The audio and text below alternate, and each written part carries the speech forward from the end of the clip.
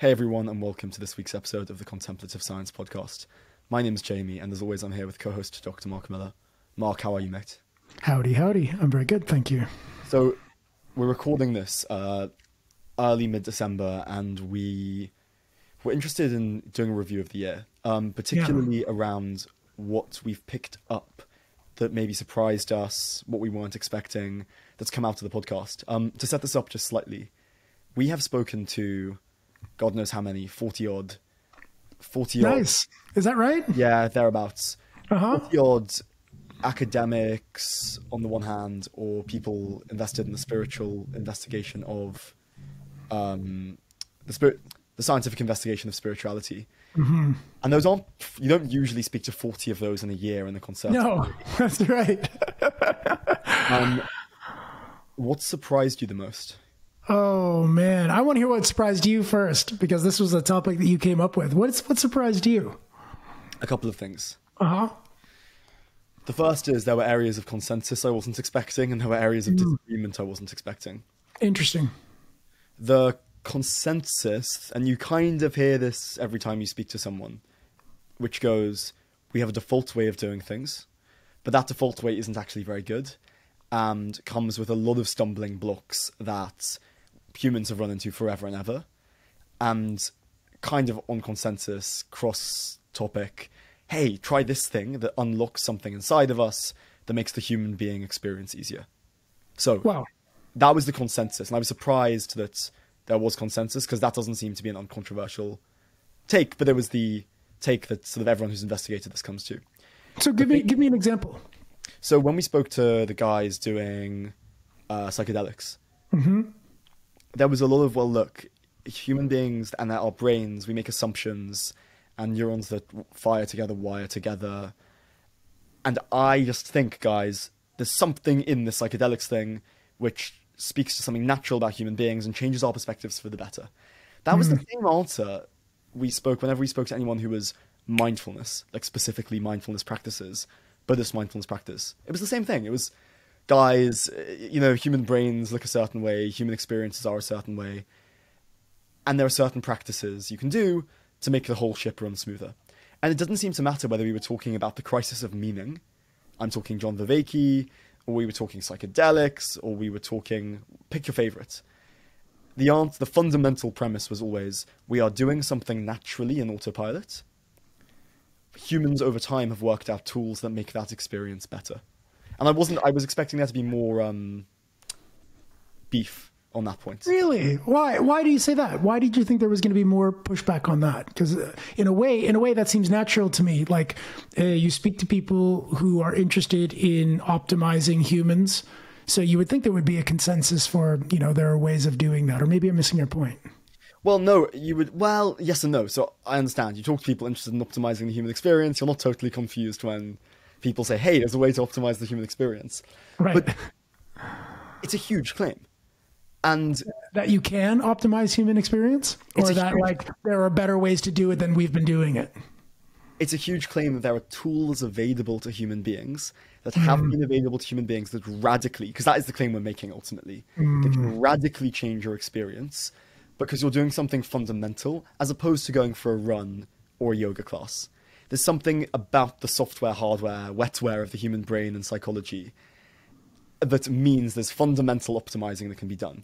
And that was interesting because I came into mindfulness and meditation as more of initially a headspace dude.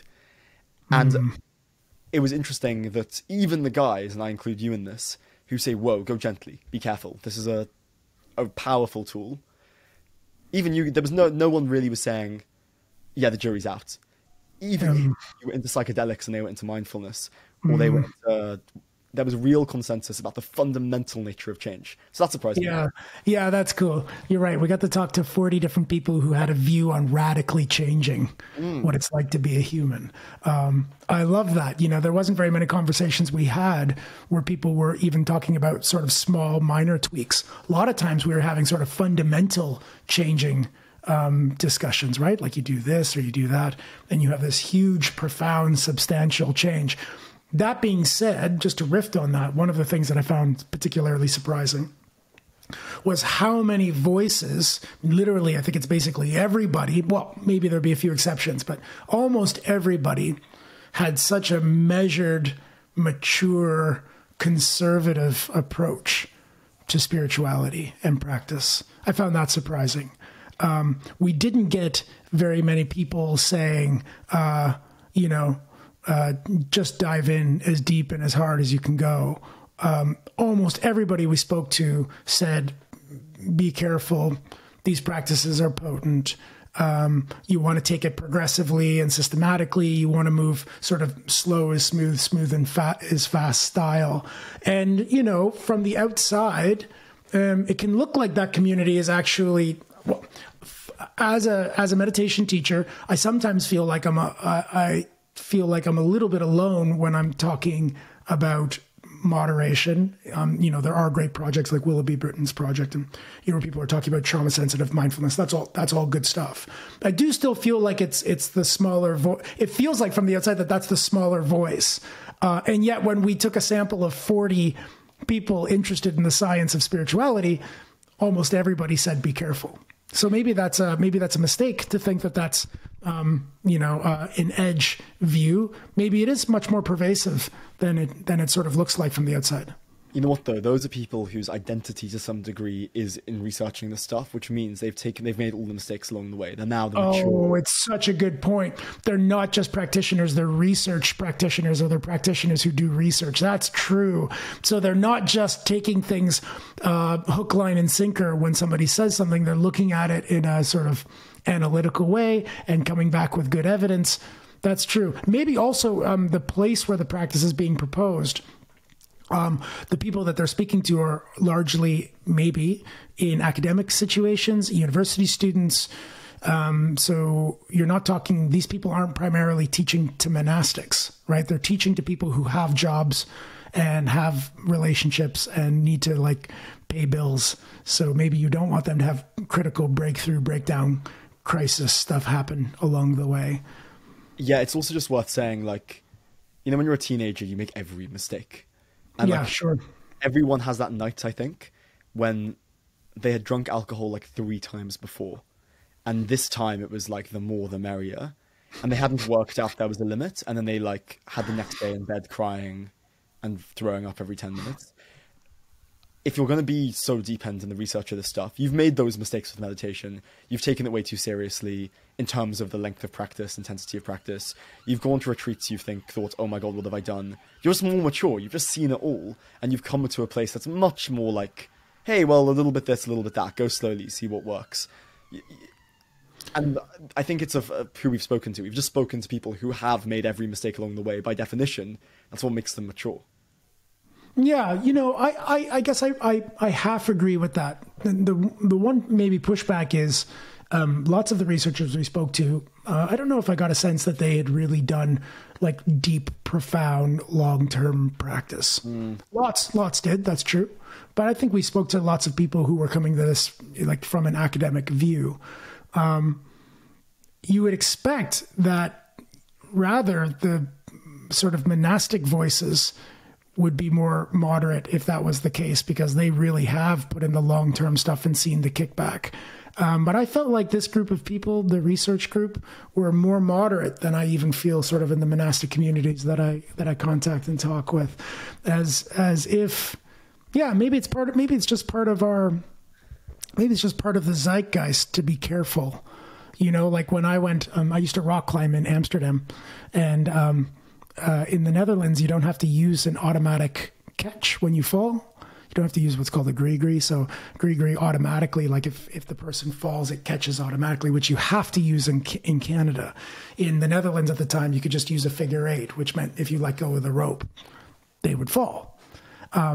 Except for it's in my opinion a better way to climb to use a figure 8, because if they do fall, you can let out rope to help cushion their fall, so it's not such a heavy jerk. And it also means that you have to pay attention to the climber. So you're not talking to your partner, you're not eating chips, you're not looking around. As soon as you get that added constraint, that added safety constraint, it sort of pushes against itself. But that's very much the sort of tendency here, right? To be overly safe, to be overly cautious. in the terms of meditation, I think it's a really important voice. But now that we're sort of bringing it out loud, I wonder if that's part of the reason why everybody's saying be careful. Not necessarily because it's maximally useful, but because there's a kind of tendency of being oversafe. Well, I was going to say it's a clever reaction to something that can sell itself if you're not careful as culty, and I have all the answers, right? Yeah. And that's the thing. Like you can go on YouTube and within 5 minutes find 100 chances, and that's why I think people who take it seriously and they're mature, that they come at it with the other energy. They think, oh my god, I don't want to be those guys. Yeah. And the truth is, like, I saw there's this guy Alex Hormozy who is he builds businesses, and he has a formula for the value of a product, and it's around how immediate the effect is, how guaranteed it is, etc. So he compared Xanax and meditation, and his wider point wasn't commenting on either. He was just making the point that the point about Xanax is it's really quick. It comes with loads of drawbacks, but it's quick and it's effective for what you want right now. Meditation is not that. Meditation is a long, difficult, Jesus Christ, it's hard. I mean, it's like you have to learn the skill, you have to be cool with failure.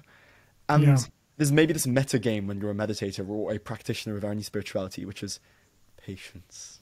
Yeah. This is something maybe I'd like to do in the new year, because we're going to keep recording this show into the foreseeable future. You know what I'd like to do for a run is get in touch with a bunch of neuroenhancement people, because there's a community growing about quickening the effects of meditation. Just now that you've brought up about speed, and I think this is a really cool community, and there's a lot of money moving around in this community as well. You know, people are really interested to see if there's shortcuts along the way. And I've got to say, I've got like a healthy amount of skepticism about whether or not you can quicken the way in that way or not. So it'd be cool to get a little string of them on the show and just compare ideas and see where the research is. There's a fundamental question at the heart of this. There are some processes it's obvious you can speed up. You can get a business coach and speed up the pace at which you build your business. No one doubts that. Yeah. Can you speed up the lessons of the romantic relationships bring over your life? I don't think so. You sort of have to go and do each of them and let them live and die and learn, you know? And I don't know. I've got no idea which camp meditation goes into. Yeah. I mean, I guess you could speed date. You could speed date and learn a lot about like initial impact with people, but that's not the same as becoming like a really good, mature partner. I guess you can quicken the way by having good people around you who are wise and, with a little bit of ardency and practicing well and practicing right. That all seems good, but that was never in debate. This is more like, is there a pill you can take that can cut the corner? Is there a way that you can fiddle around with neural dynamics actively in order to produce meditative states? And is it the case that by getting into those states that you're somehow better? When you say that's the question. That's the strange provocative point is can we quickly get into certain states or traits in a sort of fast LoJack way that doesn't take all of this experience, and then to what degree is that still beneficial? What do you mean by a meditative state? Because I can definitely imagine a Ritalin-induced concentration state. I can imagine a relaxed, quote-unquote, Xanax state. But neither of those seem to do it for me when I think about what a meditative state is. Yeah, it's a super good question. I don't know. I mean, that's why we should get these. I think this is why we should get on a string of people and see what they think. I mean, one thing that's happening is people are starting to think about the jhanas like this. We've had a few guest speakers come on and talk about jhana. So for anybody who's just listening today and you didn't catch those shows, jhana is just... you can think of it as a kind of highly absorbed concentration state. It shows up, jhana is a word that comes from, well, at least is predominantly used today in the Buddhist tradition. But this sort of idea hangs out in a couple of different spiritual traditions, of course. It's where your concentration becomes so profound that you slip into an absorption. So you really have a lot of extra data gets silenced, and you have a very small subset of your experience, and that's all you're experiencing. So you might have an absorbed state where you're not really hearing things or feeling things in the same way or seeing things in the same way. You're just in a highly concentrated state. There's lots of traditions that think going into those states is of benefit, then you'd have to ask, why is it of benefit? And then this research would be, can we tell what the brain is doing when it's in that kind of state? And then what if we could get that brain into that kind of state without all of the practice? And then wouldn't that have the same effects? And the question is there something inherent about the natural, organic, as it's been done for thousands of years journey, right, that somehow positions that as still good to the degree you think it's good? Right. I mean, I can think of lots of examples of, I'm a soccer fan, where players clearly, despite being uber talented and having the ability, they're just not consistent. They just can't be as consistent because they haven't played 38 games week in, week out, playing well, playing badly, good game, bad game. They haven't leveled out their performance. And I wonder whether by creating an artificial or a sped up talent for those states, you don't run into unforeseen consequences. In a football context, that might be inconsistency. In a meditation context, who the hell knows? Yeah, I completely hear that. My one big worry, and maybe we can bring this up to some pros in this field, is that I think we have a tendency to think that particular states are valuable in and of themselves, and so we aim at the state. So the science aims at understanding the state and then bringing us back to that state. But there's another way of thinking about it, and that is the state as a side effect. The particular concentration state is a side effect of getting the whole mind system to be in a particular kind of shape.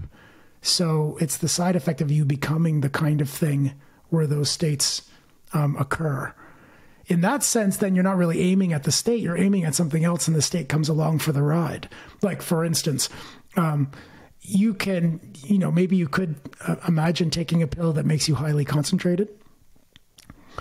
But actually, the program of learning to be highly concentrated is not just more effort concentrating, right? I mean, you know this. The way that you come to have profound concentration is you come to have the right relationship and right understanding of how your mind works.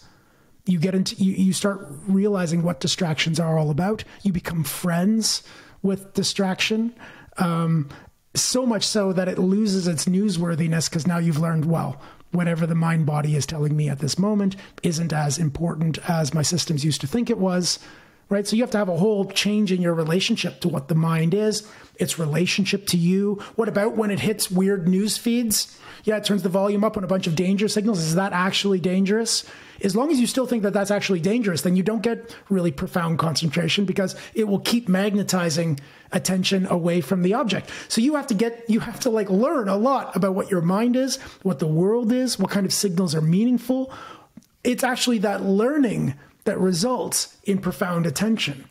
So there's a good example. The profound attention isn't the most important part there. Profound attention is the side effect of learning about the nature of your own mind and learning about the nature of your experiences. And you can't get that with a pill. That's experience. You actually have to go have those experiences. And that's got to be dead on. And that's why I, by the way, and I don't know if I've articulated this in full, I'm such a believer after the last year that if you want to have a meditation practice, God, double up with therapy. The reason being, what you've just described as distractions, things being turned up. If you walk around, and I'm talking from experience, probably from the age of 13 to 20, for me, of, things can just fall apart. So we must be hyper aware. I can tell you from experience, that makes meditating harder. Because all of a sudden, you have more to whack-a-mole, If you double up the game, you're just giving yourself less inputs to have to fend off. I think that's such an awesome program. I agree, man. And that's something else I've learned this last year, speaking to all of these people, because we've had lots of people talk on that on that topic about the sorts of things that you would bring along into a meditation practice. And, dual wielding therapy and meditation, I think, is a really good idea. You can use your meditation practice to learn more about the mind, and then you can take that, you can speak with a good friend or with a therapist or a counselor and help unpack some of those things that you learn. And as you unpack them, the mind gets steadier and deeper, and that lets you start noticing things about yourself that you didn't notice before, and then you can bring that back as topics to your good friend, to your therapist, to your counselor, and I think there's one way you can quicken it. That would be a really wholesome way to quicken the way. Yeah, speaking of that virtuous circle, I mean, like, I remember Jack Cornfield, I think, wrote something like, I used to host these retreats, and it blew my mind how many, on paper, middle class, trauma free appearing individuals would break down in tears. And one thing I've learned, and this is potentially a tangential point, the amount our decisions, the way we come across, the way we carry ourselves, the way we react to things, are just being run. The show is just being run 2 layers deep by stuff that happened between the age of, I mean, pick 0 and 25, maybe. Meditation has, I mean, it's wild, the extent to which that's true. And then meditation is this nice kind of way of going, mirror. Yeah, yeah. No wonder it's so upsetting and not very relaxing. If you do it long enough and deep enough, you know. Of course, it can be used for relaxation. I think that's true. But yeah, I mean, you're really starting to plumb. You're starting to plumb the depths of your own experience and map the topography of your own emotional reactions. And that can never be easy. I don't know. I think maybe I've told this story. I don't know. I think maybe you know this story. I don't know if I've ever told it on our show, though. But I was so shocked. One of the big first profound insights I had over my own emotional topography is realizing how angry I used to be and how set up I was to be in a violent interaction when I was in my early 20s. And the big moment, I remember this so clearly. I was at a retreat in Thailand, and I'm sitting at the table, and it's post-lunch, and everybody's quiet and serene and lovely. It's at a Thai Wat. And this great big Thai monk walks behind me. And my very first thought that I was just finally I was mindful enough to notice, because I think this was running all the time, even before I noticed it. But I was finally mindful enough to notice that the first thought I had was, wow, that's a big guy. And if that monk tries to attack me here at lunch, what am I going to do about it? Like, how do I take down such a big guy? Like, where would the closest weapon be if I have to defend myself? We're in a Thai monastery. This is a Thai monk. Like, I'm definitely not being attacked. And I just remember being like, oh my God, like, what is that? Who was even having that thought that I have to armor myself up because there's a sort of big guy walking behind me? But the point is, that's running the show. Sure, it is. Out in that man, it's so funny. Like, I remember running away from a Greek retreat. Like, the textbook don't do a retreat like this story. Totally unprepared, burnt out and exhausted, no idea what the meditation was, hadn't built up the hours, chucked in, no instruction, part of the world I didn't know. It's like the worst possible situation. I don't know why people go to meditation retreats when they're tired. I hear that all the time. People are like, "Oh, I'm exhausted. I really need a retreat." Like, don't do that. It's like Olympic mindfulness training. You want to do it when you're bored and you've gotten you're full and you feel good. Yeah. Sorry, keep going. I think I had a pair of boxers and socks that weren't washed, and I was going to buy everything else at the airport. And I had, it was one of those where universities just happen. So I have like little folded, broken up pieces of paper in the backpack. Yeah. Passport's a myth. I'm booking the flights the night before. Anyway, I go run away after it. I think, geez, let's get out after the 15 or 17 hours a day program. Jesus. I take a bus back to Athens, get robbed, and the whole way through, I'm so relieved because for the first time in X number of years, I have a big old cry on the bus. But that cry is corresponding to things that I was sad about without knowing I was sad about, to put it incredibly basically. That we're getting a voice, and then you get hysterical, not because you're more upset, but the hysteria is, oh my God, this is finally getting a chance to come out. Do you think that was from the couple of days you did at the retreat? Did that It was the ball of anxiety that I was. Some of the main themes emerged amongst. Yeah, you don't have enough sleep to keep yourself armored, and then you do a couple 17-hour days, and suddenly it all just bubbles to the surface. A good friend of mine is in the army, and he used to do sleep deprivation stuff. He's training. And the sleep deprivation is kind of funky, because we haven't spoken to a sleep deprivation person, but the same mechanic of your defenses are up, or your defenses are down, rather, probably apply. I mean, the underlying premise the whole way through here is, underneath the surface, certain perceptions about ourselves and the world, limiting beliefs, and I don't mean that in a motivational YouTube way, just limiting beliefs, and our fears about the world and people and the way things are, run the show. But if you can go to a Greek retreat and freak yourself out for a couple of days. Strongly do not recommend. Yeah, there's really, there's got to be softer ways than doing it like that. I'm all for this. I'm all for the soft way today. Well, the soft way is the sustainable way, and yeah, indeed. I think this speaks to a general point, by the way, that I've picked up on this year. Anything you're really desperate to rush now, and we get embarrassed about admitting that, but to yourself that you need in 3 months, 6 months, a year, but it's arbitrary. There's no, it's not coming from a place of fullness. It's coming from a place of grabbiness and deficit. And the interesting thing this year has been how all these conversations have brought that around in various ways.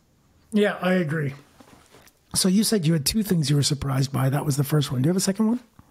Yeah, the second thing was the amount of routes in that people speak to get the same outcome. So surprise 1 was, wow, this is all the same outcome, Christ. And then the second surprise was, hang on, but we haven't spoken to 2 people with exactly the same prescription. No, that's right. I remember Ram Dass, who I love, said that he was giving a lecture one time, and he said it was really far out stuff. He's really into sort of no self and God and guru and all the rest.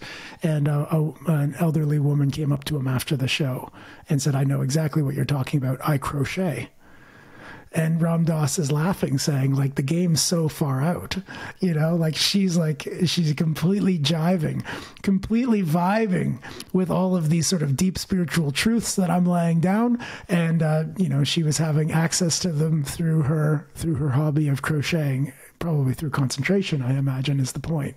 But it's just cool that you're right. Like, that's one of the things that we did see. We saw a lot of different ways where humans are breaking down old, sticky, suboptimal patterns of behavior and starting to install better, more altruistic, more optimal belief sets and emotional sets, and developing new skills and abilities like metacognition, and from lots of different ways. Yeah, you're right. You know what's interesting though, and Ram Dass is a good example, because I think of him as kind of like unhelpfully probably on the pedestal. I think of him as a very, very cool dude. He until relatively late in his life, I think, had a sex addiction, and there was a few teachers who have been addicted to various stuff. Alan Watts, I think, was drunk too much and all of this stuff. And it's interesting because it shows where you can't attack us with one stick, right? And it's kind of a useful tool to take people off the pedestal and realize, like, as attractive, if you're built the way I'm built, some of these frameworks are, they're clearly not supposed to be, this is how to be a human in full. There's other things going on that are specific to psychology. I like that a lot. I was going to add Nisargadatta, the Advaita non-dual teacher from India, smoked like a chimney by all accounts. And there's a nice, like, short little blurb where his students came to him and they're like, Maharaj, you shouldn't smoke so much, it's not good for you. And he says, no, don't worry, and they say, yeah, but you're addicted, aren't you addicted then to cigarettes, and aren't you sort of teaching freedom? And he said, no, I'm not addicted. I'm just smoking. He's like, you're the one who is attached. You're attached to me not smoking. I'm just smoking. I'm just smoking. I'm not attached to smoking. I'm just smoking. You're attached to me not smoking. You're the one with the issue. Yeah, I mean, that's cute. That's cute, presuming he could put the cigarettes away, as opposed to he's just learned the gift of the gab and he actually, in fact, does need the cigarette right now. I hear that. But,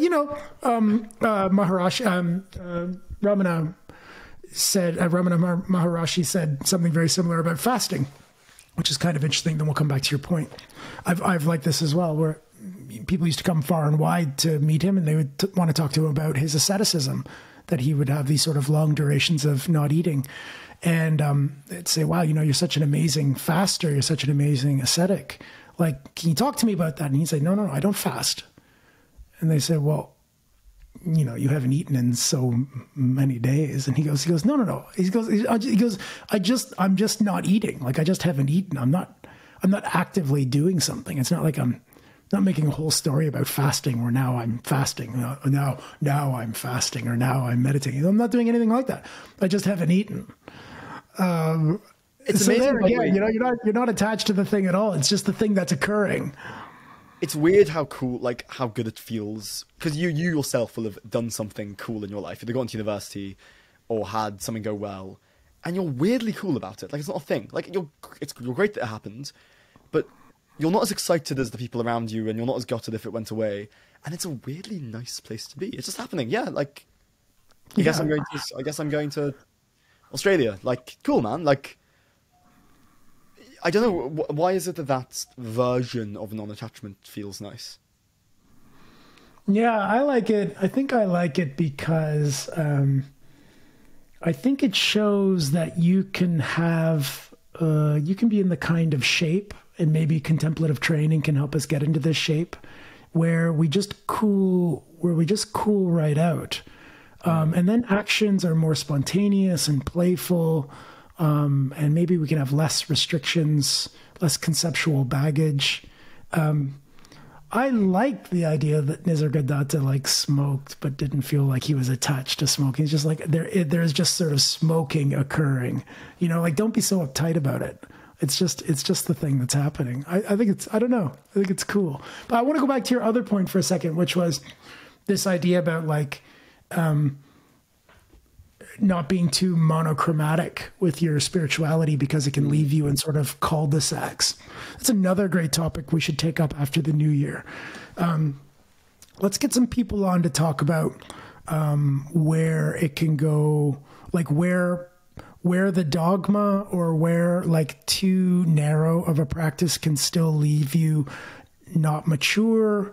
Yeah, so like you can wake up but not grow up and clean up in that famous trilogy of things that we need to do. Like you can wake up to the truth of who and what you are, but that doesn't necessarily mean that you've grown up or that you've cleaned up your bad habits yet.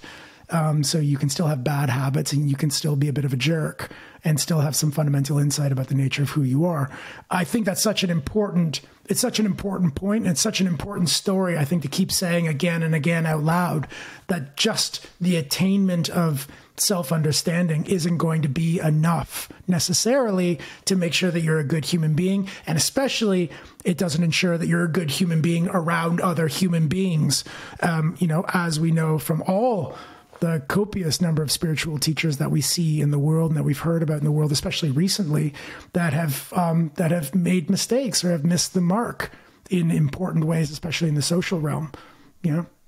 It's an interesting point because I was just reflecting as you were speaking there on that same point around how difficult being a human being can be, and it's great. Let's just stop there for a second. It's crazy difficult to be a human. Like that's just a good thing to just have said out loud, right? It's so hard to be a human. Okay, keep going. Yeah, and it's like bafflingly hard, and it's hard because you're juggling balls and you're trying to stop them falling. But some of your perceptions around what those balls need to look like come from places of total deficit that cause you emotional strain. Every aspect of changing your external life and internal life comes with you hitting walls of your own limitations. It makes total sense to me you can wake up but not clean up or grow up. Little things like getting your finances in order, making sure your relationships have boundaries. I mean, like you could just do a shopping list of that kind of thing. Each one of which can totally screw up your experience of your day, week, month, year. Have you read Jack Kornfield's Ecstasy and Then the Laundry? This should be required reading for anybody who's doing a spiritual practice, I think. One of the stories that I love in that is there was I think it was a nunnery, Catholic nunnery, and it was silent for a long time. And it's a real place of spiritual advancement, You would think that these like long-term practitioners are developing in sort of deep and profound ways. And then the edict for silence in their order changed, and suddenly they were allowed to speak. And I think the nunnery dissolved within the 5 years because nobody knew how to talk to each other with skillfulness. They just couldn't get on as soon as they could speak. It just goes to show, you're a really complex thing. That's why life's hard, in part, because you're super complex. And you're a complex thing living in a really complex thing. And that makes a lot of compound complexity. And just because you can clean it up and work it right and wake up in one area doesn't necessarily mean that all the areas are going to be working. So you can do it silent, sure. But can you do it? Can you do it speaking? You can do it in the mountain. I remember this. You know, I'd been on a number of long retreats, lived a couple of years in Thailand, a couple of years in India. And I remember coming home thinking, oh yeah, that's it. I'm done. That's the end of the project for me. I'm living in just lots of stability, lots of bliss, you know, profound contentment. And then this is almost a cliche. I come home for a family dinner because I come back from the East and I come home and then I find myself acting like a teenager, like more or less immediately, you know, like, oh, mom, don't tell me what to do. And, you know, oh, I don't like it when they're like that to me. So you can do it in the mountain, but can you do it at your dinner table? Yeah, hard. Also, the thing is, they're dynamic too. So, like, I've had two experiences, one Sunday morning and one Monday night, with two people I'm very close with, where no one did anything wrong. We just didn't get it right. Like, both times, either I or they made an assumption that internally was totally coherent, a totally fair assumption, that was never spoken out loud, that the other one didn't catch, and it led to low-level, resolved conflicts. But, like, hang on, why isn't this going right? And I think, Jesus, these are people who I speak to daily. You know, really daily. How is it possible that, oh, well, they're dynamic and I'm dynamic, so an assumption that they made based off some information that I wouldn't have interpreted that way, but they did, and vice versa, now leads us going, hang on, why are we missing? Like, what's going on here? Yeah. That, but in every area of your life, with every variable that makes your life worthwhile. I mean, how do we get out of bed in the morning is the sort of profound question here, because it's so complex. It's so challenging. And yet, like, look at how well people are doing. I mean, lots of people we spoke with are really living what they speak. Pretty amazing thing. Okay, so after New Year's, we're going to talk about neural enhancement technology. I think that's such a good idea. And the difference between waking up, growing up, and cleaning up. That's good. So we've talked a little bit about what's happened in the past. Is there anything else you'd love to see after the new year? Because it's always good to have, I think, 3. We've got 2 now. What would be a third one that you'd love to see? Yeah, you have a favorite topic you'd like to see us like do a few shows on? Yeah, there's a couple of things that come to mind. Tell me. I think I'm interested in what's predictive of people jumping into the spirituality thing and getting something they like out of it. You know, that's nice. What psychology are we going in with? What communities are we going in with? Like, if you wanted to run this as an experiment, what would the relevant conditions you would have to adjust for being, because they matter? Is this like personality type or life condition? Like, is it like enough suffering gets you in the door, or you also want to sort of think about like, are there any particular paths that are more probable to sort of lead to good outcomes? Yeah, like, I don't think I've ever met a meditator, and I'm probably the worst example of this, who isn't in their own form quite intense. And I think the exercise selects for what I'm calling intensity. But it's interesting, right? Like, what happens? Because to me, that just implies a base level of inquisitiveness plus suffering equals intensity. Yeah, I hear that. I'm interested in what's predictive of it. You know, like, if you had to build a really complicated formula, what variables would we be talking about? Because it doesn't seem to matter whether you're left-handed or right-handed. It sounds obvious, but that doesn't seem to matter. Yeah. What does matter? Yeah, I'd be interested in working, starting to poke at that. What about yourself? Yeah.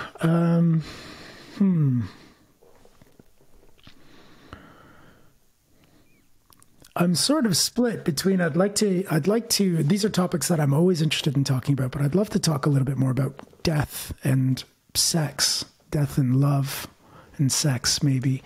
These are such big topics. They're big human condition things, you know, that we all have to go through, but I don't think we give enough time to learn how to do them right. You know, like, in a way, sex and death are both sort of terrifying events that we don't know what to do with until we show up. And it's such a shame that nobody's talking to us about how to do them well, as part of our sort of natural maturing. And I think lots of spiritual traditions have lots to say on the proper preparation for these uniquely terrifying events. And I'd like to get let's get some pros in to talk about that. I mean, we spoke about love a few times already, but I think it's sort of a bottomless topic to be thinking about like, what is love? What can we learn about love and developing heartfulness in terms of the brain, loving kindness in the brain?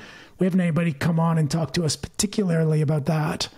You know, what's going on in the brain when we do compassion or loving kindness or empathic joy or forgiveness. Yeah. Yeah, I mean, death, there's a few things in there. Death is interesting because we're guaranteed it, and we think about it almost never unless we have reason to. We should get Evan Thompson back on. Evan's doing a lot of work right now on the philosophy and cognitive science of death and dying. He was such a good guest. Yeah, the interesting thing about death is that culturally it means different things. We approach it differently. Your belief system matters. When it happens matters. Like, you and me and everyone else treats the death of someone who's 15 different to someone who's 115. So grief is close to there, and grief is a transformative experience in the same way as lots of the transformative experiences we've been looking at are, which is maybe why you can have sort of the same outcomes that you find in contemplative exercises just through profound grief, profound sadness, like Eckhart Tolle, you know, profound depression, sort of shook him awake. Pretty interesting stuff. Have you seen Afterlife? I haven't.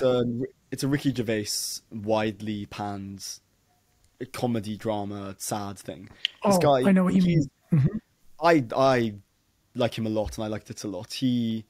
His wife dies of cancer, and he is just a walking ball of depression. I mean, he is angry and miserable, but it sort of maps his journey through those emotions. And the point, I guess, is that he comes out the other side slightly different to how he came in. Which is, if that's not the spiritual process, I'm not quite sure what is. You know, I love that, and I like Ricky Gervais. That's nice. You know, I just read an article yesterday on some of the neuroscience of death, which is kind of interesting. And the study seems to suggest that the brain has lots of override mechanisms to make you ignore the fact that death can be a personal thing. So it looks like parts of the brain that are responsible for self-oriented processing, they just turn off whenever death comes up as a topic. So you can sort of see neural dynamics. I mean, if the study's right, I'd have to look a little bit more into it to see how it goes. But it looks like neural dynamics shift in a certain way so that topic only looks like it's applicable to others, but isn't applicable to you. Pretty interesting, you know?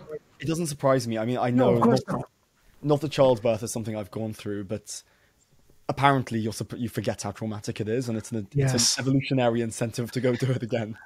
Yeah, exactly. So then it would be great. It would be great to have a discussion on, like, because we can't internalize our acknowledgement that one day we're going to die, what potentially adverse effects can that have on long-term well-being? Because lots of contemplative training programs aim at getting that bit of information to finally get into the system.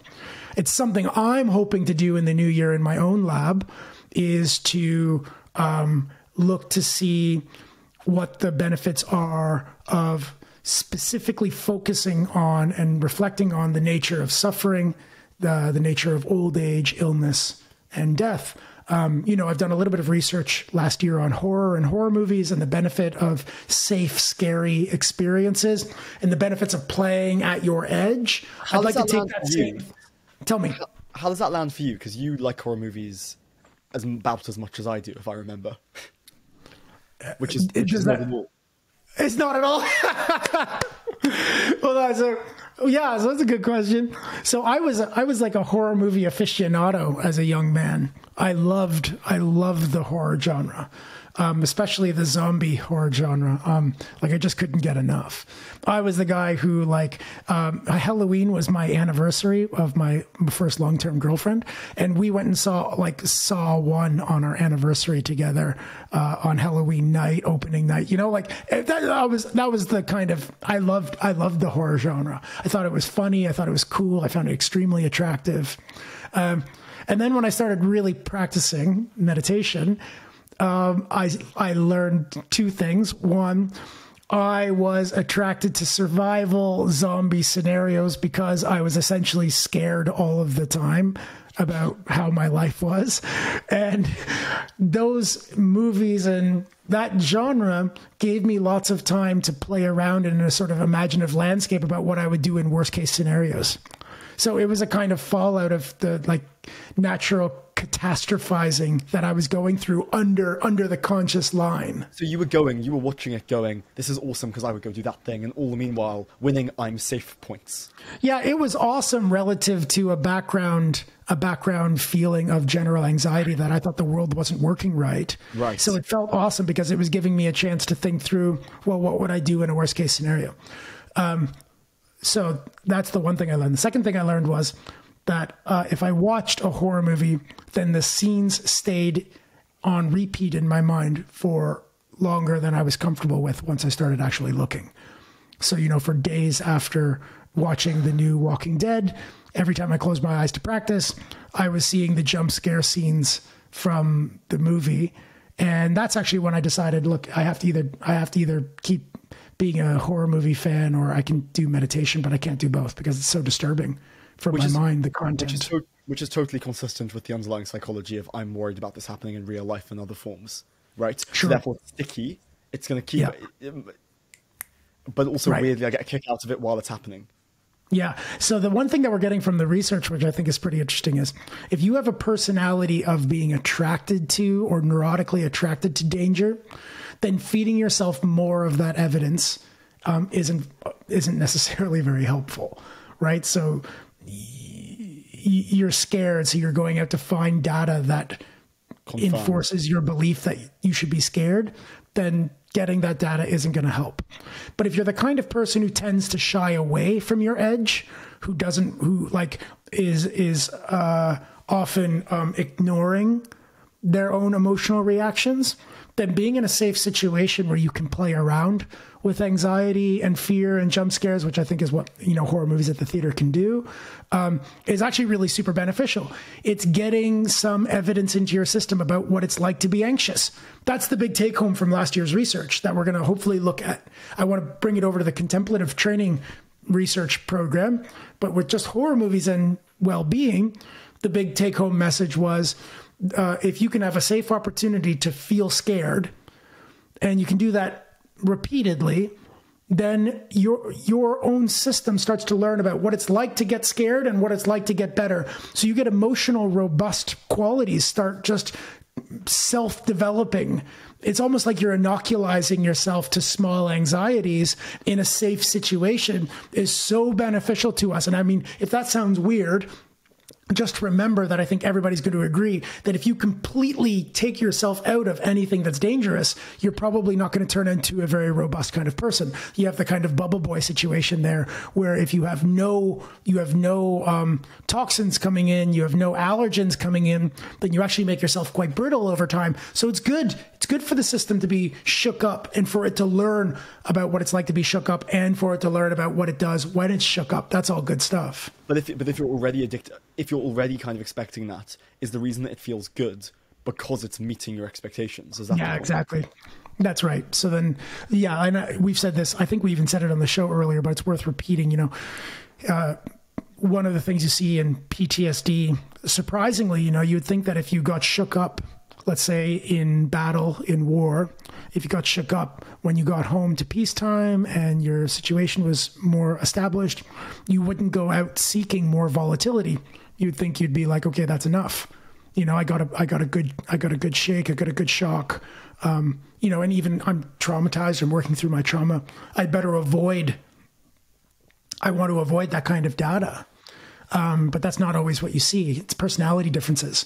But lots of times, the way that PTSD expresses itself is by a sort of fascination and an attraction to exactly that kind of data.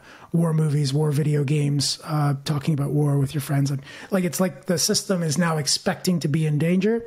And so it goes to confirm those expectations in lots of ways. Which perhaps also speaks to how we tend to replicate the relationships we've been in our childhood, Yeah, you're trying to get more evidence in. You're trying to get more understanding about why it happened. Yeah, and there again, you have the personality.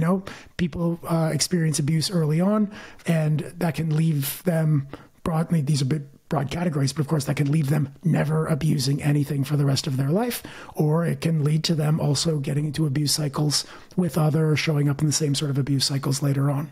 So that's something interesting for the research also that's going to have to come out in the meditation research too, is personality differences. That's one thing that I was very excited to see from our show for this last year. There's lots of people talking about the more nuanced elements of the research that need to come out. Personality differences is a big one. It would be great to see somebody come up with a sort of personality test that you could take that would help you get a better view over what kinds of practices would be beneficial to you and what wouldn't be. Listen, I think that's a fascinating place to leave it. Nice. Because we've reflected on this year and set up the next. But yeah. I say we're back next week. So that's right. Mark, so we'll see you next week. It's been a pleasure as always. Guys, thank you for listening. I hope getting an insight into how we think about the podcast and the types of topics we'd like to see discussed is something that's interesting. And we've just had such a ball this year, and we're looking forward to 2023. So this has been the Contemplative Science Podcast, and as always, we'll see you next week.